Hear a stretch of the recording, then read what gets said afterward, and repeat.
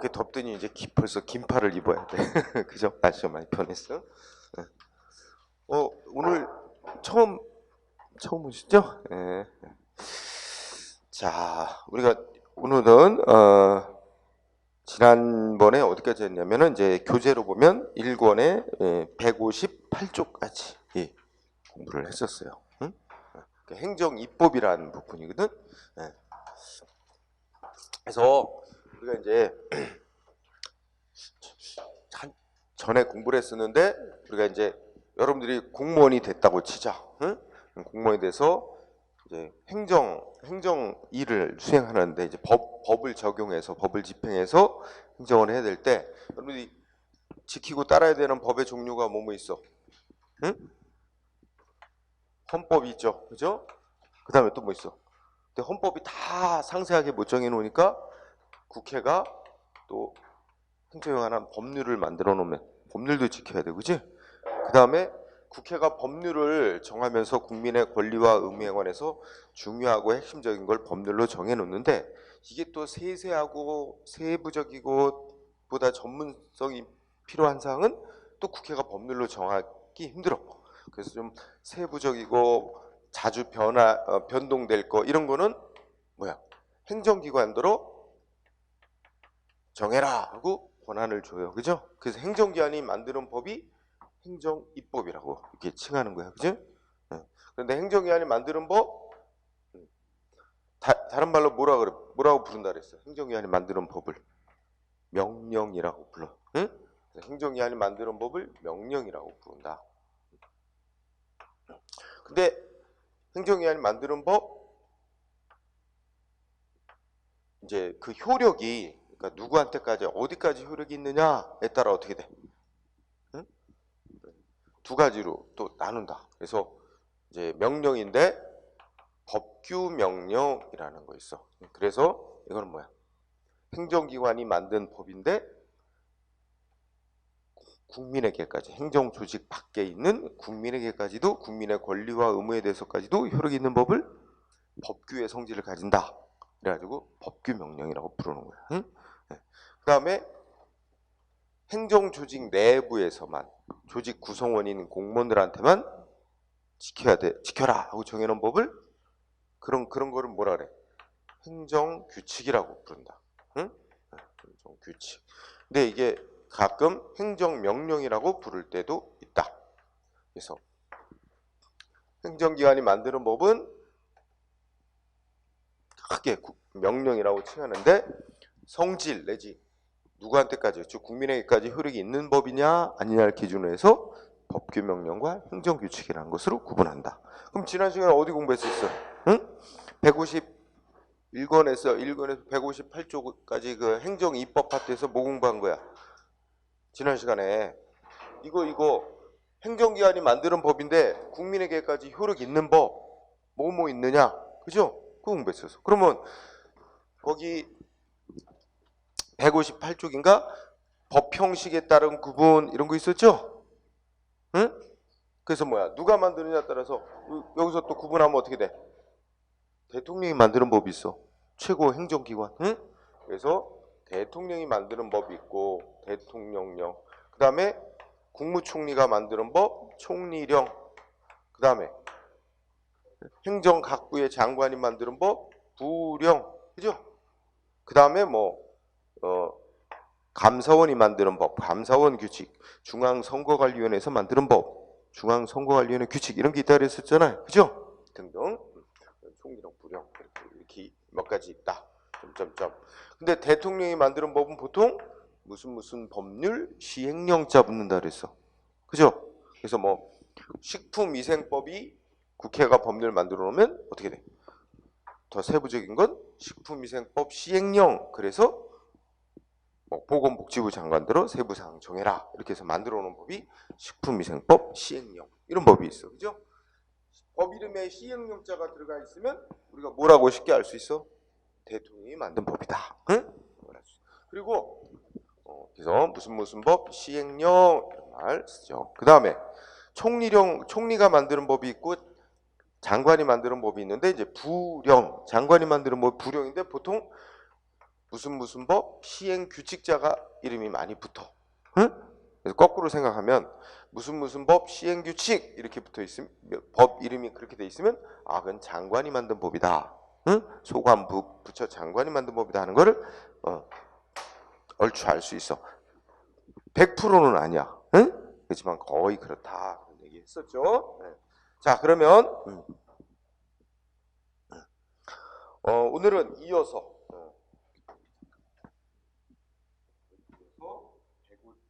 159쪽에 근거라고 하는 파트. 여기 중요한 부분이에요. 응?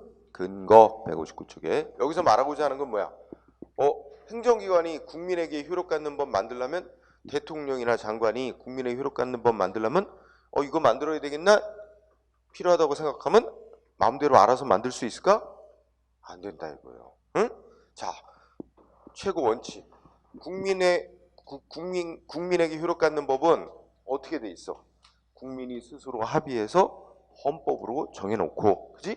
그 헌법에 또 뭐라고 이제 써놨냐면 국민에게 효력 가지는 법은 국민의 권리와 의무에 효력 갖는 법은 국민의 선거로 뽑힌 대표기관인 국회에서 법률로 정한다. 즉 입법부라고 할 수 있는 국회가 국민의 권리와 의무에 관한 법을 정할 수 있는 권한을 헌법에서 줬어요. 따라서 원래 행정기관은 충실하게 법을 집행하는 일을 하는 데지 국민의 권리 의무에 효력 갖는 법을 만드는 데가 아니야. 원래 행정기관은 원칙은 못 만드는 건데 그럼 어떤 때 만들 수 있느냐? 이 행정기관에게 국민의 효력 갖는 법 만들어라. 응? 만들 수 있도록 국민이 헌법에서 권한을 줬거나 아니면 국민의 대표기관 국회가 법률 만들면서 어떻게 돼?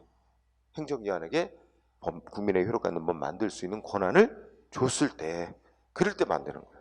행정기관 마음대로 못 만든다 이거예요. 그죠? 그래서 근거라는 부분에 보면 법규명령을 제정하려면 어떻게 돼? 상위법령에 근거가 있어야 된다. 즉 더 효력이 높은 법인 헌법이나 법률 등 헌법, 법률 같은 상위법에 근거가 있어야 돼요. 만들 수 있도록 권한을 부여해 주고 있어야 돼. 응? 즉 행정기관은 지멋대로 필요하다고 생각한다고 국민의 권리 의무에 관한 효력 갖는 법 못 만든다 이거죠. 응? 그래서 그게 기본. 그러면 우리가 이제 거기 쌍가로 1, 2, 3 이렇게 있었잖아요. 그 밑에 써 있죠. 그러면 이게 이제 지난 시간에는 이것도 이제 누가 만들었냐로 따지면은 법규명령은 대통령령, 총리령, 부령 이런 식으로 나누는데 이걸 또 누가 만들었냐가 아니라 이제 만드는 근거, 그 만들어 놓은 법의 내용에 따라서 또 분류하면 위임명령, 집행명령 이런 식으로 또 나눈단 말이야. 그래서 그게 지난 시간에 했었었어. 그죠? 그래서 일단 오늘 처음 시작하는 사람들인데 여기 좀 생소할 수는 있겠는데 자, 쌍가루 이번에 위임명령 이거 지난번에도 했던 거 반복이 됩니다. 그 옆 페이지에 그 내용에 따른 구분에서 우리 두 가지 중요하게 여겼었는데 위임명령, 집행명령. 자, 위임명령 두 가지 공부해야 되네요. 동그라미 1번 위임명령은 한번 읽어볼까요? 반드시 법률이나 상위명령 이거 뭐 한 대 묶으면 상위 법령 이렇게 묶어도 되지 상위법으로부터 뭐가 있어야만 제정할 수 있다. 개별적이고 구체적인 수권이 있어야 돼요. 그 중요한 단어는 개별적이고 구체적인 수권. 그래서 수권이란 말은 줄 숫자, 권한, 권자. 그러니까 어떻게 돼? 상위법에서 만들어라 하고 권한을 부여하고 있어야만 만들 수 있다 이거죠.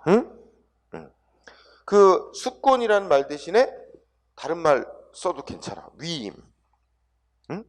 상위법에 위임이 있어야만 정할 수 있다. 그러니까 우리 다시 한번 분석하면 위임명령이란 말은 왜 이름을 위임명령으로 이름을 붙이겠어? 상위법으로부터 만들라고 권한을 위임받아서 행정기관이 만들어 놨으니까 위임명령이라고 부르는 거지. 위임받아서 만들어 놨다. 그러니까 뭐가 있어야 돼? 위임이 있어야만 된다 이거잖아. 근데 어떻게 위임이 있어야 되냐면 상위법에서 뭐에 대해서 어디까지 무슨 사항 정해라 하고 그런 개별적 구체적 수권 위임이 있을 때만 정할 수 있다. 둘째 줄 헌법에서 대통령은 국민의 효력 갖는 법 만들 수 있다. 이런 정도만 가지고는 안 된대. 그것도 일단은 밑줄 쳐줘요. 둘째 줄. 헌법상의 일반적 근거만 갖고는 지정할 수 없다. 그 다음에 동그라미 2항이 있는데 무슨 말이냐면 이렇게 돼 있죠. 그러면 이거 여기를 보자. 국회가 국민의 권리와 의무에 관해서 뭐뭐 법률을 만들고 국회가 법률을 정하면서 무슨 뭐뭐에 관한 법률 이렇게 정해놓고 여기서 제 3조라고 하자. 가정 3조에서 국민의 권리 의무 관련해서 쭉 뭘 정해놓고 뭐뭐에 관한 요거는 대통령이 정하도록 한다. 이렇게 해서 이제 권한을 줬어. 즉 위임을 했어. 그럼 대통령이 정해놓겠지. 권한 받아서. 그럼 대통령은 그 정하라고 한 사항을 이제 위임을 해. 요거에 대해서 대통령이 법 만들어서 정하면서 자, 요거는 법률 제 몇 조로부터 권한을 받아. 법률 제 몇 조로부터 위임을 받아 만든다. 이걸 꼭 명시하고 정해놔야 되냐 이거야. 응? 동그라미 2번 읽어봐. 자, 법령의 위임 관계에 관하여 하위 법령의 개별 조항에서 위임의 근거가 되는 상위 법령의 해당 조항을 구체적으로 명시하는 것이 바람직하긴 한데 중요한 거 둘째 줄 끝에 우리 대법원 판례는 어떻게 해도 된대? 꼭 명시해놔야 된대요? 안 해도 된대요? 안 해도 된대. 응? 그 끝에가 핵심이 되는 거야. 그러니까 법률 제 몇 조 몇 항으로부터 위임받았다. 이거 안 써놔도 된대. 대통령이 법 정하면서. 응? 그죠? 뭐만 있기만 하면 되는 거야. 상위법에서 뭐뭐에 관해 정해라. 이 규정만 돼 있으면 되는 거지. 그걸 상위법 몇 조로부터 위임받았다는 걸 하위법에서 법 만들면서 명시할 필요까지는 없다. 명시 안 해도 괜찮다. 이거 포인트하고. 그 다음에 자, 쌍그라 3번 집행명령. 자, 집행명령은 국민의 권리 의무에 관한 내용 상위법에서 다 충실히 정해놨어. 응? 따라서 그걸 법을 집행하는 행정기관이 집행하는 데 필요한 세부적인 절차나 형식 같은 것만 정해놓는 거지 국민의 권리 의무에 관한 새로운 건 정하는 게 아니라서 자, 동그라미 1번 집행명령은 첫째 줄 뭐가 없어도 개별적 구체적 수권이 없어도 뭐하고 대비되는 거야 지금? 위임명령하고 대비되는 거죠? 네. 뭐만으로도 만들 수 있어? 두 번째 줄 헌법상의 일반적 근거만 갖고도 만들 수 있대. 응? 헌법상의 일반적 근거만으로도 지정할 수 있다 이거야. 그죠? 그러면 여기서 또 좀 생소해지는 거지. 헌법상의 일반적 근거. 우리가 이제 그 밑에 색깔 입혀갖고 헌법 규정 이런 거 밑에 소개해놨죠? 네. 좀 이따 그거랑 같이 내가 엮어서 얘기할게. 그러면서 동그라미 2번에 읽어보자. 만약에 국회가 법률 정해놓으면서 이 법을 시행, 여기서 시행이 집행의 뜻이야. 이 법을 집행하는 데 필요한 사항은 대통령령으로 정하도록 한다. 뭐 장관이 부령으로 정하도록 한다. 이런 문구가 꼭 있어야만 이 상위 법률 집행을 위한 명령 제정할 수 있는 거야? 그 필요 없다는 거지. 응? 그거 없어도 만들 수 있다는 거야. 즉, 법 시행에 필요한 사항은 대통령으로 정한다 같이 그 근거 규정이 설령 있어도 이거는 그냥 있어도 그만 없어도 그만인 규정이지. 이거 없더라도 셋째 줄 어떻게 돼? 대통령은 상위 법률 집행에 필요한 절차 같은 걸 정해는 집행명령은 알아서 정할 수 있다. 이 얘기입니다. 응? 네. 자, 어쨌든 동그라미 1번이 중요. 그러면 우리 법조문, 헌법조문 읽어볼까요? 자, 헌법 제 75조 보니까 헌법은 누가 만드는 법이라고 그랬어요? 지난 시간에. 우리 국민이 자기가 속한 공동체인 대한민국이라는 국가가 어떻게 조직되고 어떤 걸 어떻게 운영되고 어떤 가치를 추구해야 되고 이런 걸 기본적인 것 정해놓은 합의해서 정해놓은 법이야. 국민들이 합의해서. 그런데 너무 추상적이라서 세부사항은 국민의 대표기관이라고 할 수 있는 국회에게 이제 만들 법률로 정할 수 있는 권한이 부여됐고 더 세부적인 건 또 대통령이나 장관한테 정하도록 이렇게 권한이 내려온단 말이야. 그게 위임이 된다 그랬죠? 수권. 그러면 헌법 75조 대통령이 국민에게 효력 갖는 법 만들 수 있는 권한 헌법에서 주고 있는 거야. 그래서 읽어보니까 뭐래요? 헌법 75조. 대통령은 국회가 만든 법률에서 뭐뭐 정해라. 구체적으로 범위를 정해 위임받은 사항에 대해서, 그리고 국회가 만든 법률을 집행하기 위해서 필요한 사항에 관하여 대통령령을 발할 수 있다. 이게 이제 발령할 수 있다 이런 뜻이고, 뭐 정할 수 있다는 의미지. 응? 그러면 이 말 속에 보면 우선 분석해 보면 대통령은 국민의 효력 갖는 법을 만들 수 있다라고 국민이 헌법에서 권한을 준 거야. 근데 대통령이 국민에게 효력 갖는 법을 만들려면 첫째 줄 법률로부터, 그치? 법률에서, 국회가 만든 법률에서 구체적으로 뭐뭐 정해라. 범위를 정해서 위임받은 사항에 대해서 정할 수 있대. 그러면 법률에서 구체적으로 범위를 정해서 위임받은 사항, 그거 대통령이 정해놓으면 만들어 놓기는 대통령이 만들었으니까 대통령령이라고 부르고, 그지? 내용으로 따지면 법률로부터 구체적으로 범위를 정해 위임받은 사항을 정해놨으니까 그런 걸 뭐라고 말할 수 있어? 우리가 아까 배운 용어로 위임명령, 그지? 뭐 대통령 법률에서 위임받아서 위임명령 만들 수 있다고 권한 부여된 거야. 그 다음에 그 옆에 또 대통령은 어떻게 돼? 법률을 집행하기 위해 필요한 사항에 대해서 또 정할 수 있다 그랬지? 그 법률을 집행하는 데 필요한 사항 정해놓은 건 뭐라고 말할 수 있어? 집행명령. 그러니까 이 헌법 75조 보면 대통령도 국민의 효력 갖는 법을 만들 수 있는데 대통령령이라고 두 경우가 있다. 법률에서 위임받아서 정해놓는 거, 위임명령과 법률을 집행하기 위해서 필요한 절차 같은 세부사항 정해놓는 집행명령 만들 수 있다고 권한이 주어진 거다. 그죠? 그 다음에 헌법 그 밑에 76조 보면 76조는 크게 신경 안 써도 된다. 응? 76조는 이제 제목이 안 써 있지만 우리 국가가 긴급한 어떤 위기에 처하면, 비상사태라고 할 수 있는 긴급한 위기에 처하면, 위기에 처해서 무슨 국민의 권리 의무에 영향 미치는 어떤 그 조치가 필요해. 근데 기존의 법에는 없어. 그러면 어떻게 해야 돼? 원래 국민의 권리와 의무에 영향 미치는 조치는 국회가 법률로 정해놔야 되는데, 그럼 국회가 법률로 정해주려면 어떻게 해야 돼? 국회가 열려야 되고 국회의원들이 모여서 토론을 하고 논의를 해서 법률을 만들어야 돼. 지금 그럴 시간이 없어요. 워낙 급박한 국가적 위기 상황이야. 그런 때는 어떻게 돼? 국회가 법률 만들어주기를 기다릴 수가 없어요. 그런 예외적인 경우 국가의 대통령이 급박한 위기를 벗어나기 위해서 대통령이 국민의 권리 의무에 효력 갖는 법을 직접 바로 만들고 적용할 수 있도록 예외를 둔 거예요. 응? 그래서 그게 두 가지가 있는데, 헌법 제76조를 보면 우선 대통령이 이렇게 나오죠. 그러면 이런 중대한 어떤 위기 극복을 위해서 뭐 할 수 있대요? 응? 다섯째 줄.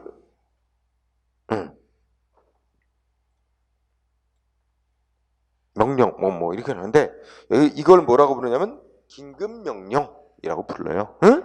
긴급명령이라고 부른 거야. 헌법 76조에서 말하는 게 긴급명령이라는 겁니다. 응? 그래서 그냥 거기 밑줄 친 데를 그냥 가볍게 읽고 지나가. 아주 여기 심각해요. 여기지만 76조는 그러면 대통령은 이런 국가적 어떤 긴급한 위기 상태에서는 그 위기 극복을 위해서 긴급명령이란 걸, 긴급한 법을 긴급명령이라고 우리가 칭하는 법을 만들 수 있는데, 그 만들려면 어떻게 해야 되는데, 만들면 밑줄 친 부분 일단 만들어서 적용하면서 지체 없이 국회에 보고를 하고 승인을 얻어라. 만약에 국회가 승인을 안 해주면 어떻게 된대요? 그때부터 효력이 없어져요. 승인 안 해주면 승인을 거부하는 결정을 내린 때부터 대통령이 만들었던 법은 효력 바로 상실한다. 그죠? 이렇게 돼 있다는 거죠. 그러니까 이런 규정의 취지는 국가가 긴급한 어떤 위기에 처하면 위기 극복을 위해서 일단 대통령이 알아서 위기 극복을 위한 법을 만들어서 시행을 일단 하도록 하면서 한편으로는 국회에 제출을 해서 승인을 얻도록 하고 있는 거고, 승인을 얻지 못하면 그때부터 효력이 없어지도록 이렇게 하는 예외제도죠. 자, 그 다음에 중요한 거 헌법 제 95조 누구도 국민에게 효력 갖는 법 만들 수 있도록 헌법이 또 권한 줬어? 국무총리. 또 뭐야? 행정각부의 장관. 응? 행정각부의 장. 국민에게 효력 갖는 법 만들 수 있다고 우리 헌법에서 국민이 권한 준 거야. 근데 총리나 장관이, 행정각부의 장관이 국민의 권리 의무에 효력 갖는 법을 만들려면 뭐가 있어야 돼? 그보다 효력이 더 높은 법인 법률로부터 만들어라. 위임이 있어야 돼. 아니면 대통령령. 그죠? 법률이나 대통령령으로부터 뭐 만들어라고 위임을 받아서 그 위임받은 사항 정해놓으면 우리가 그걸 또 총리가 만들었으면 총리령, 장관이 만들었으면 부령 이렇게 부르고 위임 상위법으로부터 위임받아 만들어놨으니까 뭐라고도 칭하는 거야. 학문적으로 위임명령 만들었다. 응? 위임받아 만들어놓은 거, 그지? 그 다음에 또는 직권으로 이렇게 돼 있지. 그 직권으로가 이제 직무상 권한으로 그 소관 사무에 관해서 법 만드는데 직권으로 만들어 놓는 거는 우리가 이제 집행을 위한 법이잖아. 집행명령 만들 수 있다고 돼 있는 거야. 응? 자, 그러면 보자. 요 말이 맞나 틀리나 한번 여러분 생각해봐. 우리 행정각부의 장관이 만드는 법 뭐라고 부른다 그랬어? 부령. 그러면 만약에 문장이 이렇게 돼 있어.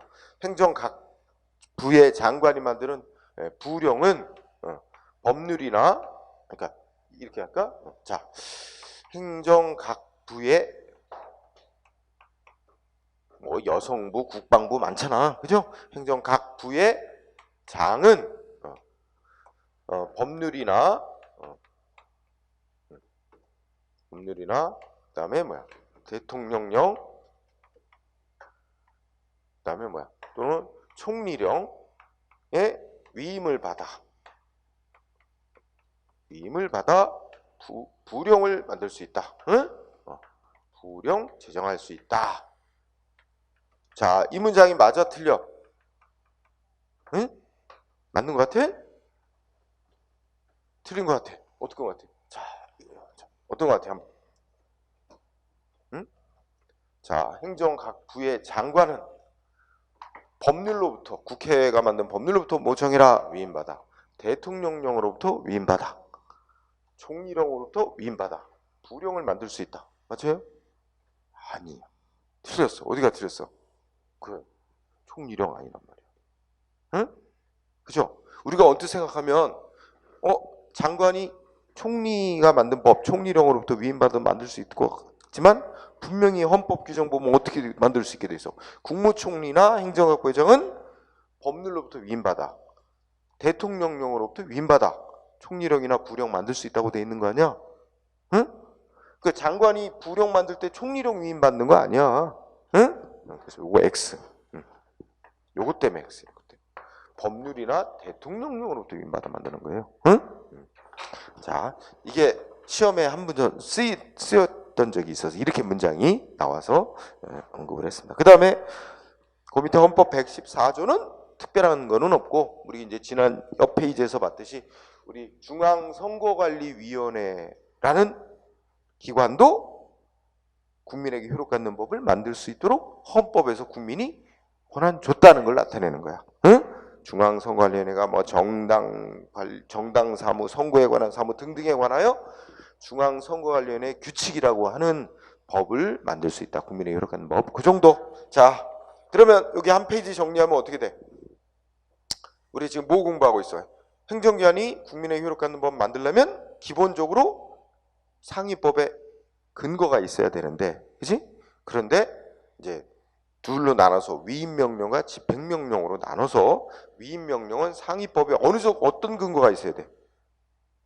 뭐에 대해서 뭐 어디까지 정해라 이렇게 딱 구체적으로 그 권한을 부여하는 개별적 구체적인 위임 규정이 있어야 만들 수 있는 게 위임명령인 거고, 집행명령은 상위법에 역시 어쨌든 대원칙의 행정기관은 국민의 효력 갖는 법을 지가 막 만들어낼 수 있는 게 아니라 상위법에 근거가 있어야 돼. 그러면 집행명령은 상위법으로서 헌법에서 대통령은 국민의 효력 갖는 법 만들 수 있다. 이 정도만 돼도 대통령은 집행명령은 만들 수 있다 이거야. 법률을 집행하는데 필요한 세부사항 정해놓는 집행명령은 제정할 수 있어. 응? 그러니까 모두 다 상위법에 근거가 있어야 되는데 위임명령과 집행명령의 근거 정도의 차이가 있는 거지. 응? 위임명령은 개별적 구체적인 위임 내지 수권이 있어야 만드는 거고, 집행명령은 그런 정도까지는 없어도, 응? 그 상위법의 추상적인 근거, 응? 내지는 헌법상의 대통령이나 국무총리나 장관은 국민의 효력 갖는 법 만들 수 있다라고 선언된 그것만 있어도 집행명령은 만들 수 있다는 거예요. 응? 그런 점에서 상위법의 그 근거 정도의 차이가 있다는 거지. 자, 그러면 다음 페이지에 보면 이제 판례가 나와. 위임명령의 근거라고 하는 판례가 소개되고 있습니다. 그죠?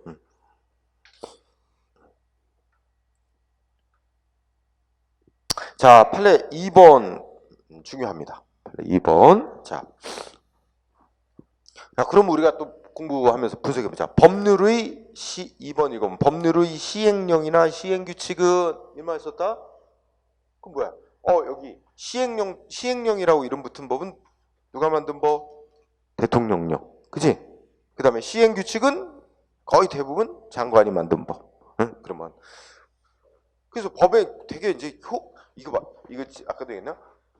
헌법, 법률, 그 다음에 행정위원 만드는 행정입법인데 행정입법이 또 대통령령, 총리령, 부령 이렇단 말이야. 그지? 그럼 위에서부터 내려올수록 더 세부적이고 구체적인 거 정해놓는 거야. 응? 법의 체계가. 그러면 법률의 시행령이나 시행규칙은 법률로부터 뭐뭐 정해라.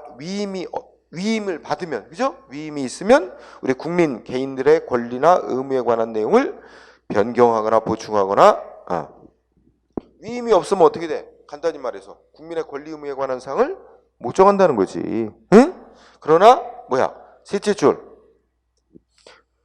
뭐 시행령이나 시행규칙으로 정해놓은 내용이 모법이라는 거 이제 상위법을 말하는 거야. 여기서 문장 속에서는 법률이겠죠? 그렇죠? 그래서 상위 모법의 해석상 가능한 것을 명시한 것에 지나지 아니하거나 모법인 법률 상위법 조항의 취지에 근거하여 이를 구체화해 놓는 정도라면, 그렇다면 그는 상위법의 이 규율, 상위법의 이 적용 범위를 벗어난 것으로는 볼 수 없기 때문에 상위법의 이에 관하여 직접 위임하는 규정을 두지 아니었다고 하더라도 이를 무효라고 볼 수는 없다. 이 문장인데 이거 시험에 중요한 문장이에요. 그러니까 자, 두 가지로 생각해 보자. 대통령이 시행령을 만들거나 장관이 무슨 시행규칙을 만들 때 국민의 권리 의무에 관한 상위법과 다른 내용으로 정해놓거나 상위법의 내용을 국민의 권리 의무 관련 사항을 변경해 놓거나 이런 거는 마음대로 못하지. 그건 뭐가 있어야만 돼? 법률로부터 그런 거 해라. 구체적으로 위임이 있어야만 그걸 국민의 개인의 권리 의무에 관한 내용을 변경, 보충하거나 뭐 정해놓을 수 있다는 거잖아. 그런 거 없으면 못 정한다는 거잖아. 그러나 시행령이나 시행규칙으로 정해놓은 내용이 어떤 거 정해놓은 거예요? 상위법 해석상 정할 수 있는 거, 상위법 해석상 가능한 것을 명시해놓은 내용에 불과하다든지, 아니면 뭐야, 상위법 조항의 취지에 근거해서 좀 더 이를 구체화하기 위한 그런 내용 정도에 불과하다면 이거는 개인의 권리 의무에 관한 새로운 사항을 정한 거라고 할 수는 없는 거다. 그러니까 그거는 뭐야, 굳이 상위법 몇 조 몇 항으로부터 구체적으로 위임이 없더라도 정해놓을 수 있는 거다. 그거 상위법에 위임 없이 만들어놨어도 그런 시행령이나 시행규칙은 무효라고 할 수는 없다. 그대로 유효다. 응? 자, 무슨 뜻인지 좀 이해돼요? 그 굵은 글씨. 시행령이나 시행규칙, 대통령이나 장관이 만들어놓은 법의 내용이 그 굵은 글씨 모법 해석상 가능한 것을 명시해놓은 거에 불과한 내용이라든지, 응? 또는 상위 모법 취지에 근거하여 이를 구체화하기 위한 그런 것에 불과하다면 이는 뭐야? 응? 그래서 그 밑에 모법에 이에 관하여 이런 거 정해라 하고 직접 위임하는 규정이 없다 하더라도 그렇게 만들어진 거 무효라고 할 수는 없다. 요거 부분이 시험의 중시. 다음에 어이구야, 이제 3번 판례도 중시하자. 3번 판례 보니까 어떻게 돼요? 2번하고 3번. 자, 3번 문장을 처음부터 읽어보면, 자, 법령에서 이렇게 나왔죠. 그러면 상위 법령에서, 상위법에서 행정처분, 예를 들면 행정처분이 뭐 허가하는 거, 아니면 뭐 국민한테 의무 부과하고 뭐 이런 거 있잖아. 응? 하여튼 읽어 나갑시다. 법령의 상위 법령의 행정처분의 요건 중 일부 사항을 부령으로 정해라. 위임한 데 따라 시행규칙 등 장관이 만든 법, 부령에서 이를 정한 경우에 그 부령의 규정은 국민에 대해서도 구속력이 있는 법규명령에 해당한다. 이 말 이해할 수 있어? 아니, 그러니까 예를 들어서 상위법인 법률에서, 응? 국민에게 뭐 허가하고 뭐 세금 부과하고 이런 것에 관한 요건 중 일부분을 좀 구체적으로 장관이 정해라 이렇게 위임을 했대요. 그럼 장관이 상위법으로 또 정하라고 위임을 받아서 만들어놨잖아. 그럼 우리가 이제 이게 위임 받아서 만들어진 위임 명령으로서 국민에게 효력 갖는 법으로 인정이 된다는 거야. 그런데 중요한 건 이제 밑줄 쳐놨지. 중요한 단어 셋째 줄, 상위 법령에 위임이 있대 없대? 위임이 없음에도 불구하고, 응? 법령에 위임이 없음에도, 자, 그거 위임이 없는데도 어떻게 했죠? 장관이 어떻게 했어? 그 바로 밑에 줄, 첫째 끝에, 셋째 끝에 처분 요건에 해당하는 사항을 부령에서 변경하여 규정한 경우, 요게 핵심이에요. 처분 요건에 해당하는 사항을 부령에서 변경하여 규정한 경우. 자, 요게 두 개 나라를 연결하는 거야. 두 개 부분을. 자, 그러니까 국민한테 허가내주는 요건, 허가내주는 요건, 세금 부과하고 하는 요건, 이거 이제 법률로 정해놨는데 그 요건 중에 일부를 장관대로 정해라. 법률에서 위임을 해놨으면, 그러면 장관이 정해놓으면 그건 국민의 효력이 있는 법이 된다. 그런데 지금 어떻게? 법률에서 위임했대 안 했대? 위임도 안 했어. 안 했는데 장관이 지멋대로 부령해서 어떻게 됐어? 세금 허가내주는 요건 마음대로 막 바꿔서 규정해놨대요. 법률에서 정한 요건을 장관이 막 멋대로 바꿔서 규정을 해놨대. 그러면 결론이 뭐야? 그 부령은 효력이 어떻게 된대? 응? 읽어나가면 그 효력은, 응? 다섯째 줄에 행정조직 내에서 적용되는 행정명령. 행정명령 다른 말로 뭐라고 부른다? 행정규칙이라고도 부른다 그랬어. 그런 행정조직 내부에서만 효력이 있지 국민에까지 효력은 없는 법이야. 그런 거는 인정될 수 있어도 결론적으로 뭐야? 국민에 대한 효력은 없다는 거야. 마지막 끝부분이 대외적 구속력은 없다 그랬지? 대외적 구속력은 없다. 자, 그렇게 정리하면 될 거예요. 자, 그 다음에 오른쪽에 가면 집행명령의 근거에 관한 판례 있지? 이제 오른쪽으로 넘어가자. 일단 우리가 아까 앞 페이지에서 한 거 보였어. 집행명령은, 자, 문장 뜯어보자. 집행명령 단어. 명령자 붙었어. 집행명령, 행정기관이 만든 법이라는 거야. 명령.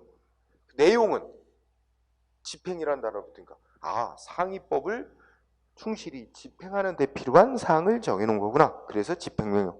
근데 이거는 국민의 권리와 의무에 관한 사항을 행정기관이 새롭게 만들거나 변경하는 거 아니거든.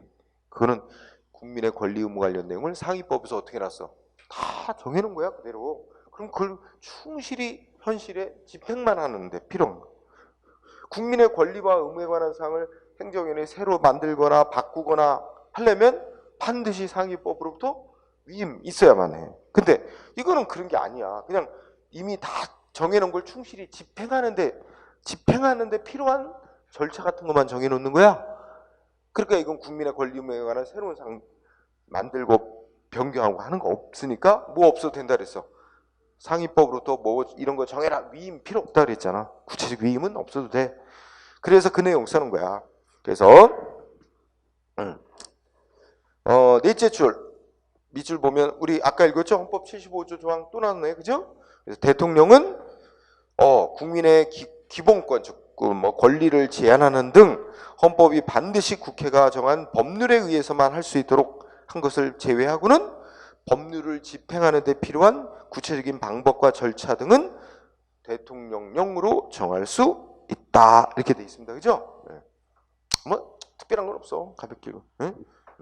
그러니까 이 문장을 다시 분석하면, 자, 국민의 권리를 제한하고 의무를 부과하고 국민의 권리 의무 관련 사항은 누가 정해야 돼?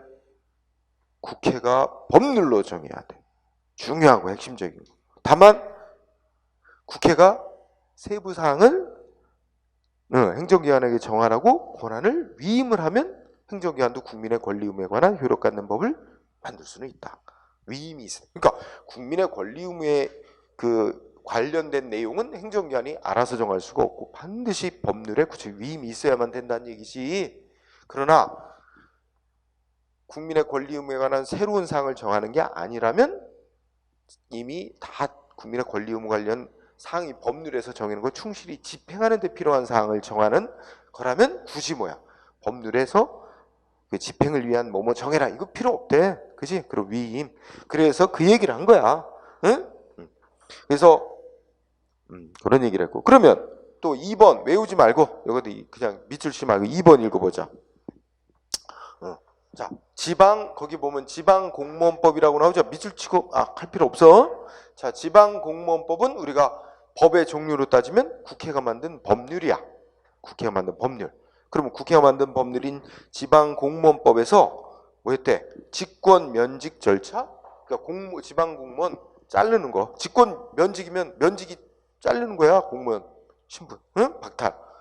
근데 일방적으로 직무상 권한에서 너는 그만둬. 자르는 조치야. 공무원. 그럼 공무원 직권 면직시키는 조치를 할 때 어떤 절차를 거쳐서 하도록 할 것인지 위임 규정이 있대 없대? 대통령한테 정해라. 아무런 위임 규정 안 됐대. 그래서 위임 규정 두지 않았다 하더라도 대통령은 대통령령으로 직권 면직시키는 규정, 그 법률 규정을 집행하는 데 필요한 절차 같은 것에 대해서 필요한 절차나 방법은 대통령이 알아서 정할 수 있다는 얘기입니다. 위임 없어도. 그치? 그럼 이게 분석 분석만. 응? 이 2번 문장의 핵심은 두째 끝에 보니까 뭐야? 법의 규정을 집행하기 위하여 필요한 사항. 집행하기 위해 필요한 사항 정한 법은 집행명령 만들 수 있다는 얘기잖아. 집행명령. 그치? 집행명령 제정할 수 있다. 응? 뭐 없어도. 첫째 줄. 응? 위임 규정 없어도. 안 그래? 그러니까 지방공무원 직권 면직시키는 절차 정해라. 이거 위임 규정 없어도 대통령은 직권 면직시키는 절차 같은 거 이거에 대해서 대통령이 알아서 정할 수 있다는 의미입니다. 위임 규정이 없더라도. 이건 집행명령에 해당하는 법이니까. 응? 자, 그 근거는 그 정도 하고. 한계가 있는데 또 중요한 파트 시험에 한계. 응? 이거 중시하세요. 한계. 그러면 쌍거라 1번은 넘어가고 쌍거라 2번 위임명령 있죠? 여기부터 중시하는데, 자, 우리 다시 한번 위임명령은 이렇게 되는 거지. 행정기관이 상위법인 국회가 만든 법률로부터 뭐뭐 국민의 권리 의무에 관한 뭐뭐 정해라. 세부사항 정해라. 위임받아서 만들어 놓는 거 아니야? 위임명령. 그러면 상위법인 법률은 대통령이나 장관한테 뭐 정해라. 위임할 때 어떻게 위임해야 되느냐? 그리고 위임을 받은 행정기관은 그 위임한 범위를 벗어나서 정하면 안 되겠지? 네, 그런 얘기를 하는 거야. 그러면 국회를 기준으로 보자. 국회가 우리가 이제 법책에 다 있으면 헌법이 있고, 그 다음에 국회가 만든 법률이 있고, 그 다음에 이제 지금 우리가 행정입법 명령이 있단 말이야, 그지? 네, 행정입법이 있는데, 그러면 국회가 뭐뭐에 관해서 법률 중요한 사항, 국민의 권리 의무 관련 중요한 거 정하고 행정기관에게 야 그건 뭐뭐 정해라 또 위임을 하는데, 국회가 법률로 위임을 할 때는 어떻게 위임을 해야 돼? 응? 방가로 1번 어떻게 하면 안 된대요? 제목 일반적이거나 포괄적으로 위임하면 안 된다는 말입니다. 그게 중요한 거예요. 일반적 포괄적 위임 금지. 응? 그래서 여기서 동그라미 1번 읽어보면 어떻게 돼? 국회가 의회 이꼬르 국회가 입법권, 뭐 법제정권, 국민의 권리 의무에 효력받는 법제정권을 행정부에다가 일반적 내지 포괄적으로 위임하는 것 허용될 수 없다. 반드시 뭐에 대해서 개별적 사항은 대상, 응? 대상, 개별적 사항에 대해서 그리고 구체적으로 범위를 정하면 어디까지 정할 수 있는지 무슨 사항을 어디까지 정할 수 있는지 구체적으로 범위를 정해서 위임하는. 우리 헌법에 아까 75조에 그렇게 돼 있었잖아. 대통령은 법률에서 구체적으로 위임받은 사항에 관하여 대통령령 발할 수 있다. 이렇게 돼 있었어. 그러니까 이렇게 그러니까 쉬운 얘기를 하면 국회는 대통령한테 국민의 권리 의무에 관한 무슨 사항을 정해라. 법제정권을 위임할 때는 어떻게 해야 된다고? 대상, 뭐에 대해서 정할지 대상을 딱 지정을 해서 그게 개별적이라는 얘기야. 응? 그리고 어느 범위까지 정할 수 있는지를 범위를 구체적으로 정해서 권한을 줘야 된다. 응? 위임해야 된다. 그 반대말이 뭐야? 야, 장관 당신 알아서 정해. 대통령 알아서 정해. 이런 식으로 포괄적으로 대상도 명확히 안 하고 어느 범위까지도 정할 수 있는지 명확히 안 한 채 일반적 포괄적으로 법 제정 알아서 하시오. 이런 식으로 권한 주면 안 된다는 얘기야. 응? 분명히 우리 헌법에서 우리 국민은 헌법에서 국민의 권리 의무에 관한 사항은 국회대로 정하라 그랬거든. 그런데 국회가 국민의 권리 의무에 관한 사항에 대해서 제대로 안 정하고 대통령 행정부에 속하는 대통령이나 장관한테 알아서 정하라 식으로 넘겨버리면 그럼 헌법에 어긋난 일을 하는 거지. 우리가 분명히 상권 분립해놨어요.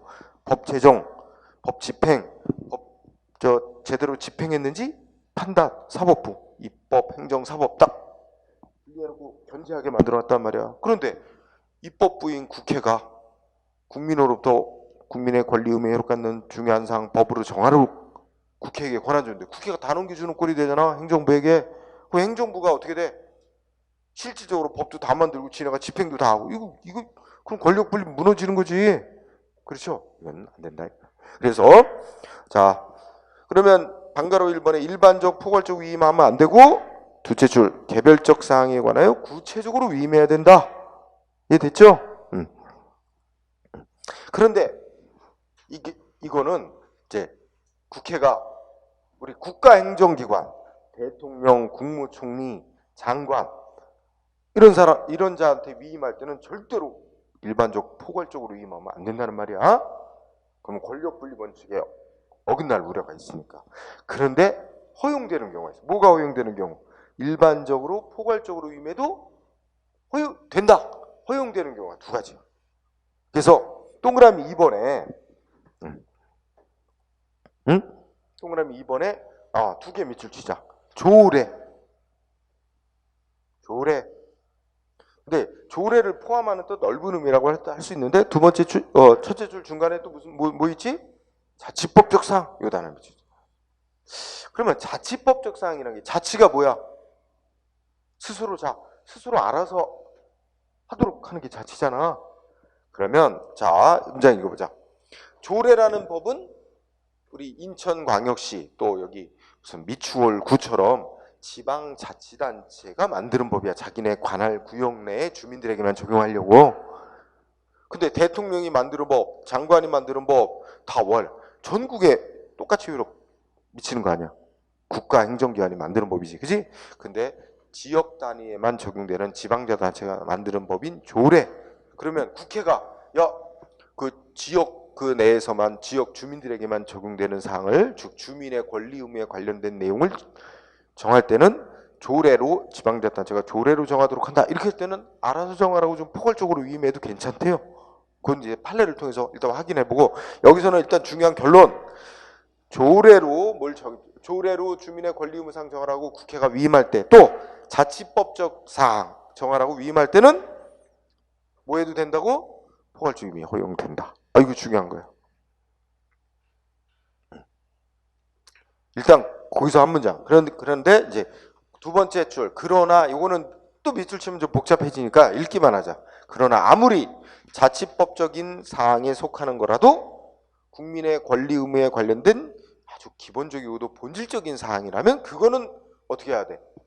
그거는 국회가 직접 법률로 정해놔야지 행정기관에게 알아서 정해라 뭐 이렇게 위임하는 건 절대로 안 된대. 그건 자치법적 사항일지라도. 그거는 같이 읽고 가자. 하여튼 여기 동그라미 2번 매우 중요하다. 응?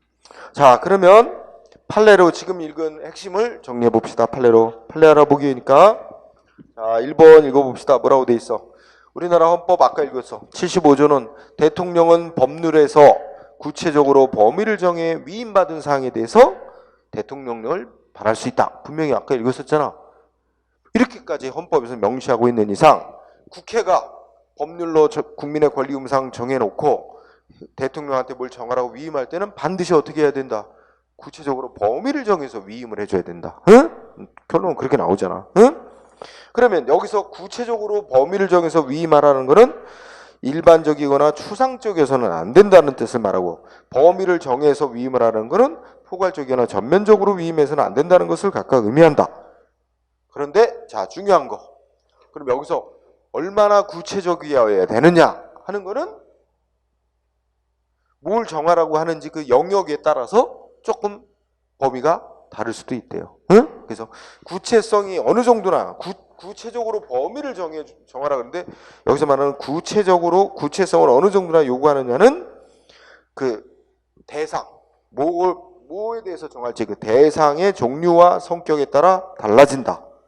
그러면서 보건위생 등 급부행정령, 보건위생 등 급부행정령은 달리 말하면 국민한테 이익 주는 거. 급부행정이 국민한테 주는 거예요. 주는 거. 급부행정. 응? 국민한테 이익 주는 거. 그 다음에 그런 영역에서는 국민이 뭘 위반했다고 처벌하는 거에 대해서 정하라고 하거나 세금 부과, 조세. 응?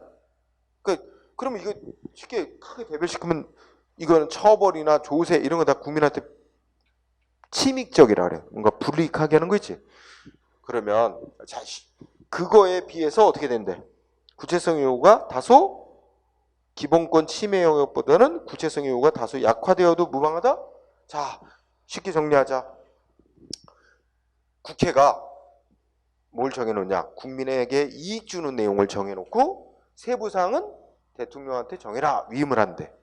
그러면 어떻게 돼? 그건 좀 구체성이 좀 떨어져도 괜찮대. 구체성이 좀 완화돼도 괜찮대. 구체적이라는 게. 그런데 국민한테 세금을 부과하는 거 이런 걸 국회가 법률로 정해놓으면서 뭐 세부사항은 대통령이 정해라. 위임을 한대. 그럴 때는 어떻게 해야 돼? 그 국회가 위임할 때 그 대상과 범위 좀 더 구체적으로 정해놔야 되는데, 국민한테 이익 주는 건 구체성이 조금 떨어져도 괜찮대. 이익 주는 거 정하라고 할 때는. 근데 국민한테 침해하는 사항을 정해라고 할 때는 좀 더 엄격하게 법률에서 세부적으로 요건도 정해놓고 해야 된다는 얘기야. 응?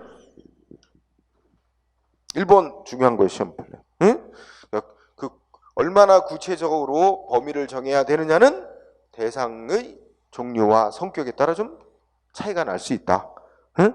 국민에게 이익 주는 내용 정해라고 할 때는 조금 덜 구체적이어도 되고, 국민에게 침해하는 사항 정하라고 위임할 때는 국회가 아주 까다롭게 정해놔야 된다 이거야. 응? 뭐뭐 정할지를. 그렇죠? 네. 그럼 2번도 마찬가지야. 2번 판례도. 그죠? 응? 2번도 또 읽어보자. 국회가 법률을 만들어 놓고 어떤 사항에 관해서 대통령대로 정하라고 위임을 한대. 이럴 때는 어떻게 돼? 응? 국민이 대통령령으로 정해질 사항이 뭐다라고 대강은 예측할 정도는 돼 있어야 구체적이라고 말할 수 있는데, 그 위임의 구체성, 명확성 정도는 대상의 종류와 성격에 따라 달라질 것이지만, 특히 처벌, 조세와 같이 국민의 기본권을 직접 제한, 침해할 소지가 있는 영역, 국민에게 침해하는 사항 정하라고 국회가 대통령한테 위임할 때는 훨씬 더, 그죠? 엄격하고 구체성이 더 강화돼야 된다는 얘기죠. 같은 얘기를 계속하고 있고. 네. 자, 일단은 1번 하나, 1, 2번이 같은 내용이야. 응? 그래서 1번 하나 정도면 충분합니다. 자, 그 다음에 6번, 6번 놔두고 7번, 7번, 8번 이렇게 공부합니다. 자, 거기 7번을 보니까 어쩌고저쩌고 이렇게 말이 어렵다. 7번.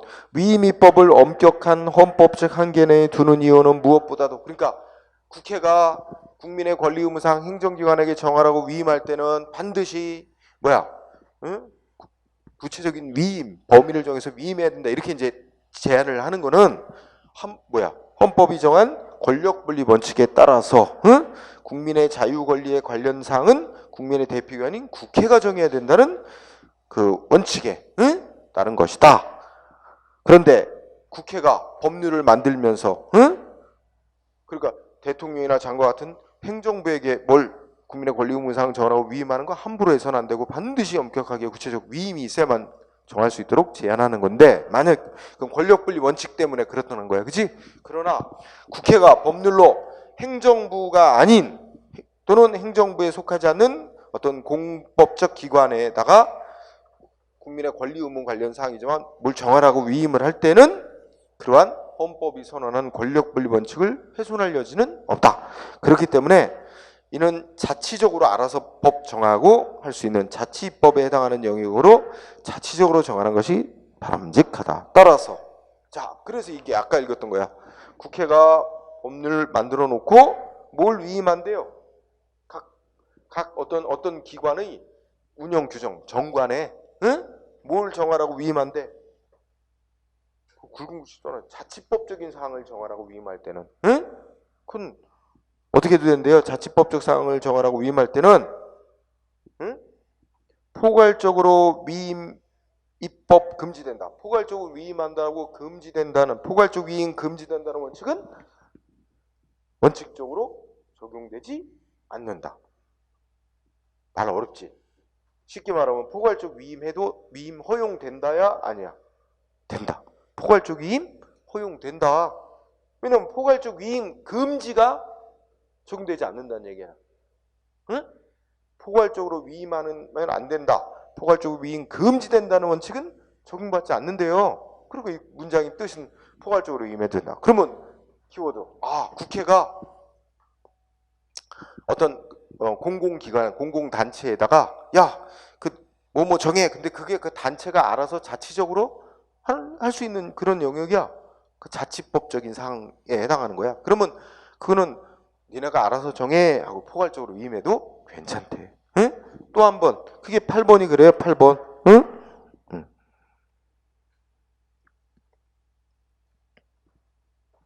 8번이 뭐라고 써있어요? 자, 다시 읽어보자. 법률이 공법적 단체 등에게 그 정관으로 자치법적 사항 정해라. 뭐 이런 거 위임할 때는 포괄적인 위임 금지된다는 원칙 적용되지 않는다.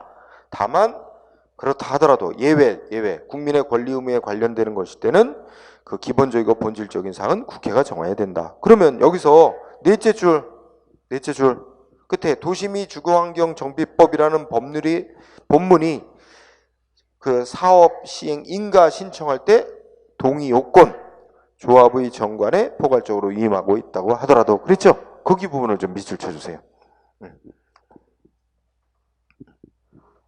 도시미 주거환경정비법에서 뭐 정해놨대? 사업 시행 인가를 받고자 할 때 사업 시행 인가 신청 시, 그러니까 아마 이게 그냥 좀 다른 말로 뭐 이렇게 우리 도시 재건축 사업 뭐 이런 거 하잖아. 재개발 재건축. 그러면 재개발 조합이나 재건축 조합이라고 만들어져요. 응? 지역 주민들이 모여가지고. 그러면 그게 일종의 도시 재건축 사업 같은 게 그 지역 주민들이 자기네들 이제 좋자고 사적인 이익을 위해서도 하지만 도시를 이제 재생하는 거잖아. 그 공공적 성격도 있어요. 그래서 이제 법으로 규제를 하는데, 그래서 도시미 주거환경정비법에 따라 법에서 이런 재건축 사업 같은 걸 하겠다. 재건축 사업 시행하는 거 승인해달라, 인가해달라고 조합이 행정관청에 신청을 할 때 요건이 있어요. 그 충족해야 될 요건이. 지역 주민들 몇 사람 이상이나 동의를 얻어야 되는지, 응? 그런 게 동의 요건이란 말이야. 그 동의 요건은 뭐래요? 사업 시행 인가 신청을 할 때 동의 얼마나 얻어야 되는지 그 요건은 뭐에 속하는 사항이래? 응? 자치법적 사항에 속하는 거래. 그래서 국회가 니네가 정관으로 알아서 정해 하고 포괄적으로 위임하고 있어도 괜찮다는 거지. 응? 그렇지? 이게 만약에 자치법적인 사항에 속하는 게 아니라면 국회가 법률에서 이렇게 포괄적으로 위임한 거 이거 헌법 위반이야, 무효 이렇게 판결했을 텐데 이거는 그런 자치법적인 영역에 속하는 사항이라고 봐야 되기 때문에 포괄적으로 위임했어도 괜찮다는 판결 아니야. 그래서 법조항 문제 없다 이거지. 국회가 만든 법률조항. 자, 그 다음에 9번, 10번. 9번, 10번. 자, 9번, 10번이 공통적인 건데 9번은 대법원이고 10번은 우리 헌법재판소라는 데서 결정하는 건데 다 결론은 똑같은 거야. 자, 조례, 지방자치단체가 만든 법인 조례로 지역 주민의 권리 의무에 관한 사항을 조례로 정할 때 국회가 어떻게 했어? 국민의 권리 의무 관련 법률 정해놓고 뭐뭐뭐뭐 사항은 조례로 정해라. 위임할 때는 어떻게 되는데? 응? 포괄적으로 위임해도 된다는 거지. 그래서 국회가 법률로 주민의 권리 의무에 관한 사항에 대해서 구체적으로 범위를 정하지 아니한 채 조례로 지방자치단체가 조례로 정해라 이렇게 해놨대. 구체적으로 범위를 안 정하고 그렇게 포괄적으로 위임을 해도 이거는 대통령이 대통령령 만들고 장관이 부령 만들고 이런 거하고는 달리 주민의 대표기관인 지방의회가 제정하는 지방자치단체 자주법이 이제 조례이기 때문에 지방자치단체가 상위법의 위반만 하지 않는다면 주민의 권리 의무에 관한 사항을 법률로부터 포괄적으로 위임받아서 정할 수도 있다. 조례로 이런 의미입니다. 또 10번 조례라는 법은 지역 주민이 직접 선거로 뽑은 지방의회가 자기네 관할 지역 내에 적용하려고 만든 자주법에 해당하는 만큼 헌법에 따라 포괄적인 자치권 보장한다는 차원에서 조례로 주민의 권리 의무 사항 정하라고 국회가 법률에서 위임할 때는 어떻게 된다? 법규명령, 즉 대통령령, 총리령, 부령으로 뭘 정하라고 국회가 위임할 때와 같이 반드시 구체적으로 범위를 정해서 할 필요는 없고 포괄적으로 위임해도 족하다. 응? 그럼 취지는 말이 좀 어려운 말도 있지만 취지는 간단하지. 조례로 국회가 법률에서 지방자치단체 조례로 주민의 권리 의무 사항 정해라 위임할 때는 대통령령 총리령으로 정할 때는 절대로 포괄적으로 위임하면 안 되지만 그거하고 다르게 조례로 정하라고 위임할 때는 어떻게 돼? 포괄적으로 위임해도 괜찮다. 응? 지방자치보장 등등 여러 가지 이유로 아주 중요한 부분이 됐습니다. 자, 그렇게 정리하면 되고요. 그 다음에 페이지 넘어갑시다. 그 다음에는 방과로 2번 뭐 나왔어요? 국회 전속적 입법상 위임금지 이렇게 돼 있죠? 그러면 우리 알아야 될 용어 우선 국회 전속적 입법상이란 말은 우리 국가의 최고법인 헌법에 보면 반드시 국회가 법률로 정하라고 해놓은 사항이 있어요. 응? 그런 거를 국회 전속적 입법사항이라고 우리가 칭합니다. 응? 헌법에서 국회가 법률로 정해야 된다 한 사항이 있어. 그런 건데 그러면 그건 어떻게 되겠어? 우리 국가의 최고법인 헌법에서 요러요러한 사항은 국회가 법률로 정해야 할 사항이다 이렇게 놓으면 그건 국회가 안 정하면 안 되는 거지. 반드시 국회가 정해야 되는데 다만 그 뜻은 국회가 빠짐없이 세세한 것까지 다 정해야 되느냐? 그건 아니다. 핵심적이고 중요한 건 꼭 국회가 정해야 한다는 의미다 라는 얘기입니다. 그래서 관련해서 동그라미 2번이 중요한 거예요. 여기서는 1번 읽었어요? 동그라미 1번 읽었습니까?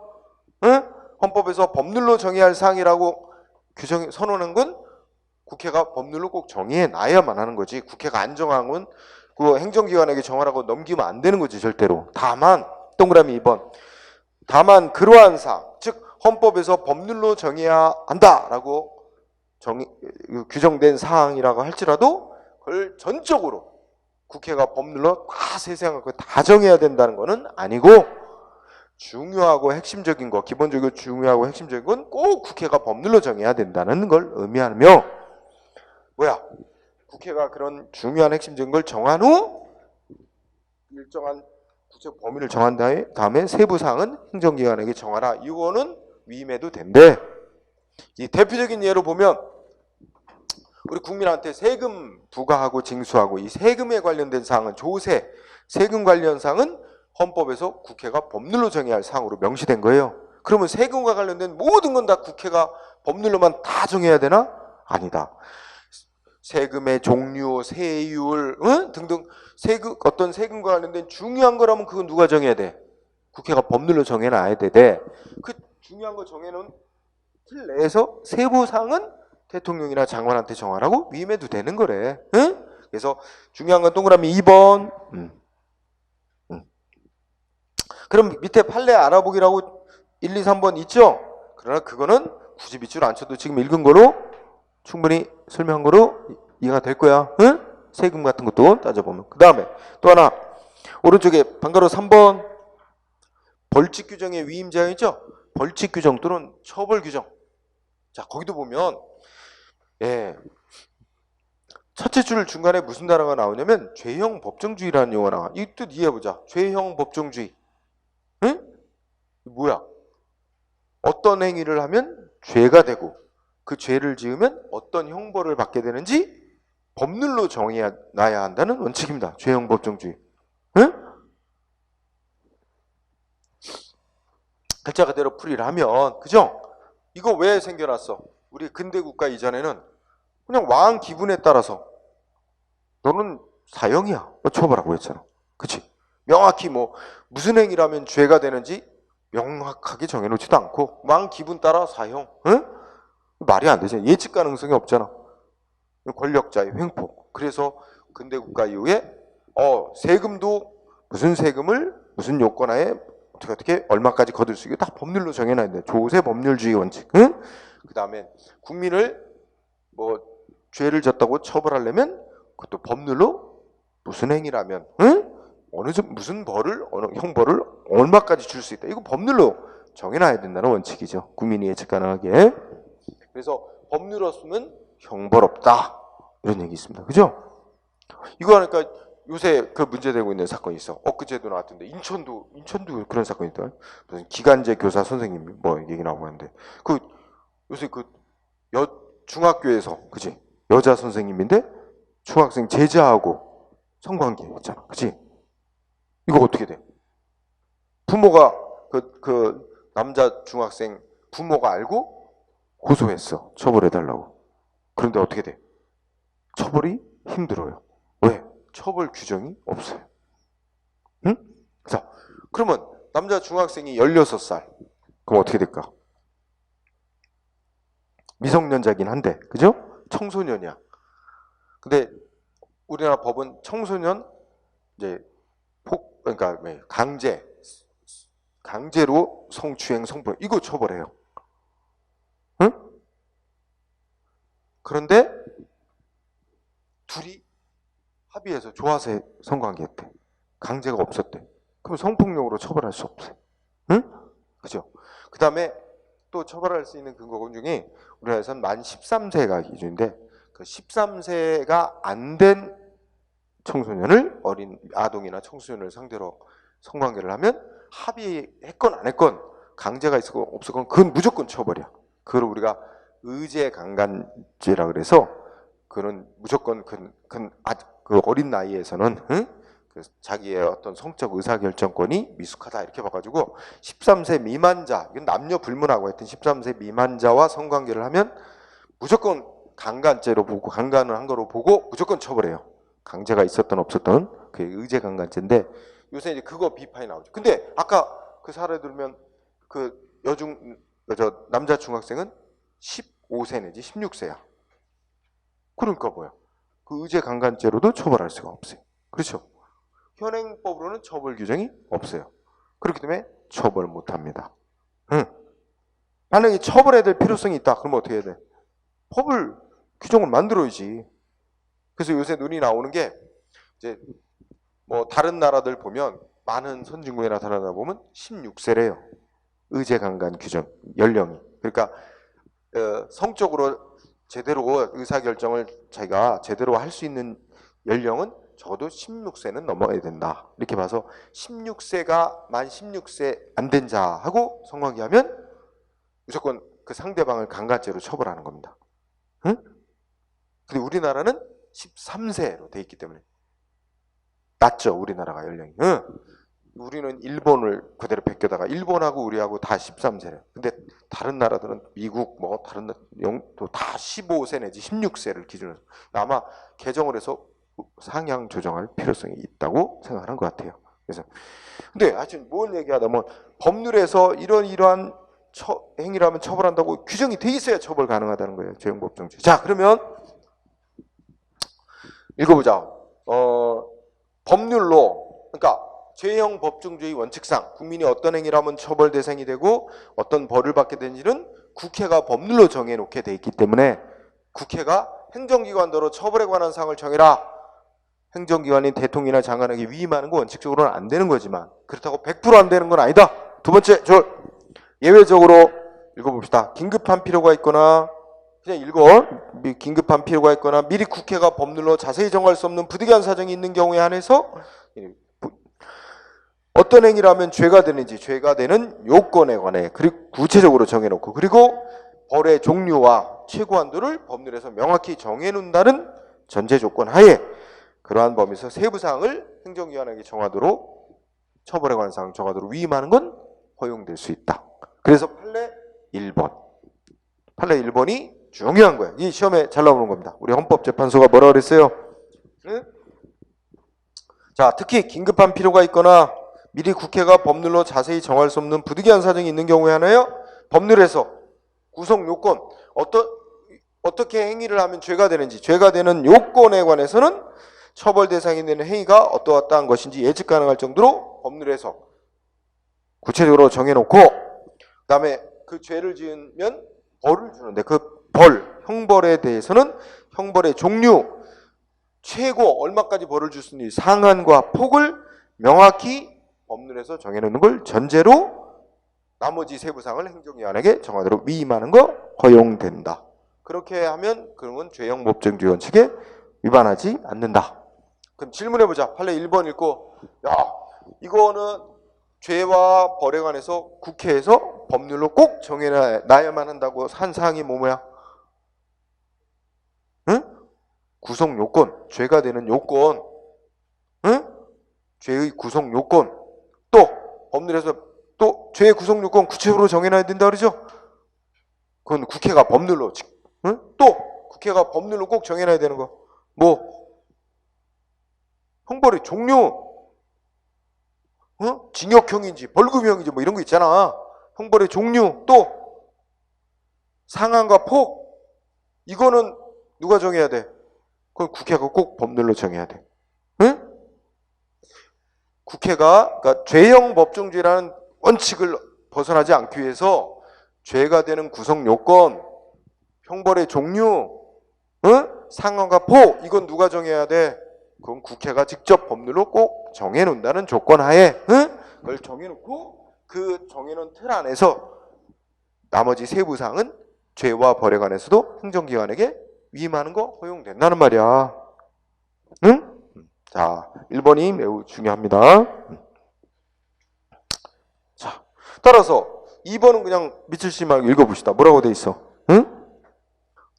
셋째 줄에 시행령이 국민을 형사처벌하고 하는 것에 관한 사항을 규정을 해놓으면서 법률의 명시적인 위임 범위를 벗어나서 뭘 막 처벌하는 걸 확장하도록 규정하는 대상을 확장하는 것은 죄형 법정주의 원칙에 어긋난다. 따라서 그 시행령은 무효다. 응? 아니 그러면 이렇게 되면 대통령이 지멋대로 막 국민을 처벌하는 거네? 법률에서 처벌할 수 있는 대상 범위를 더 넘어서 대통령이 처벌 대상을 막 정해놓은 꼴이 되잖아. 그러니까 그런 시행령, 대통령령은 무효다. 응? 이런 거 인정하면 헌법의 원칙 어긋나는 거죠. 그죠? 자, 그 다음에 두 가지 더 공부하고. 자, 재임의 제한. 재임이 뭐야? 이거 지금 여기도 명령이 있는데 명령이 법률로부터 대통령한테 뭘 정해라 하고 한번 위임이 됐어요. 응? 그러면 대통령이 법률로부터 뭐 위임받은 사항 정해놓겠지? 근데 대통령이 다시 누구한테 정하라고 위임? 장관한테 정하라고 또 위임. 이게 재임이야. 응? 그죠? 그럼 재임이 된다 안 된다? 국회가 법률 만들고 대통령한테 정해라 위임을 했는데 대통령이 장관한테 정하라고 위임하는 거 된다 안 된다? 재임하는 거. 응? 이거 좀 그냥 재밌게 비유하면 야 아버지가 아들 셋이 있는데 큰 제일 장남한테 아버지가 심부름을 시켰어. 위임했다고 치자. 그치? 근데 장남이 또 어떻게 돼? 응? 바로 밑에 동생한테 야 이거 아버지가 시킨 일인데 네가 해. 그 밑에 동생한테 또 넘겨. 이게 재임 비슷한 거지. 그치? 그럼 국회가 국민의 권리 의무 관련 기본적이고 중요한 건 정해놓고 세부 사항을 대통령한테 정하라고 한번 위임. 근데 대통령이 장관한테 정하라고 다시 내려보내. 위임, 재위임. 재임이 된다 안 된다? 최종 결론 된다. 단 조건이 있다. 어떤 조건에서만? 자 여기 보면 분명히 법률에서 대통령한테 뭐 정하라고 위임했지? 그럼 대통령이 법률에서 정하라고 한 거 그 핵심적이고 중요한 거는 대통령이 정해놓고 나머지 세부 사항을 위임하는 거, 재임하는 건데. 그 읽어보자. 교재. 두 가지는 나왔지. 법률에서 정하라고 위임받은 사항을 전혀 안 정하고 그대로 재임하는 거. 이걸 뭐라고도 부르면 전부 재임이라고 부릅니다. 이거 된대 안 된대? 이건 안 돼. 그럼 어떻게 해야 돼? 일단 정하라고 위임받은 거 중요사항 대강이라도 정해놓고 나무 그 틀 안에서 세부 사항을 재임하는 건데. 응? 무슨 말 이해됐어요? 네. 이거 중요한 문장이고 다음 페이지에 판례가 나왔지. 그래서 뭐라고 돼 있어요? 응?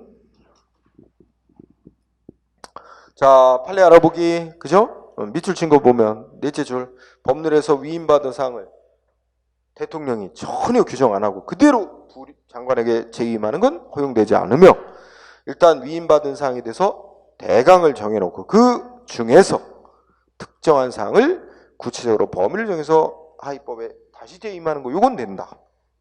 다시 한번 확인한 거지? 아까 읽었던 거. 자, 그 다음에 방가로 5번 내용 및 형식상의 한계라고 제목 달았는데 상위법에서 정하라고 위임한 범위 벗어나서 정하면 안 되겠죠? 중요한 거는 형식도 지정이 되면 안 되니까. 자, 판례로 가요. 판례 1번. 판례 1번을 보니까 자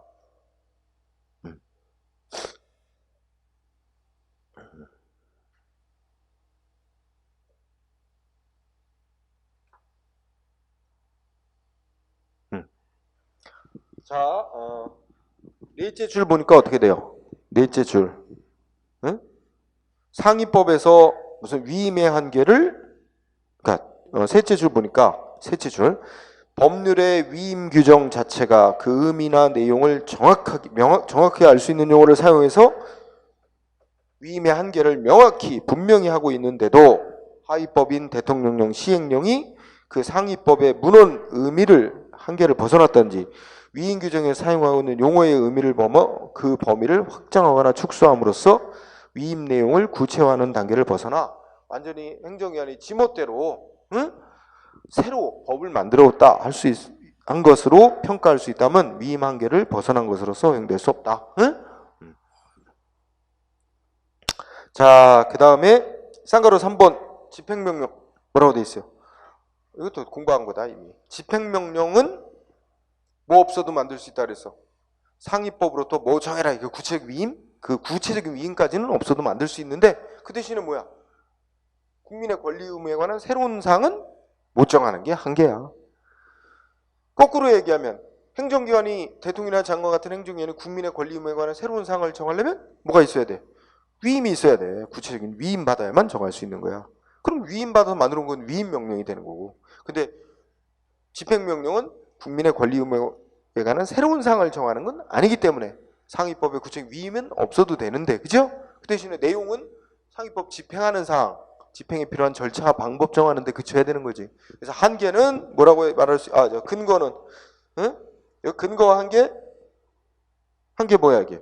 상위법이 없는 새로운 사항, 국민의 권리 의무에 관한 새로운 사항을 정할 수 없다는 게 한계지. 예? 이렇게 정리. 예. 자, 거기까지 하고 잠깐 쉬는 시간을 갖도록 합시다. 예.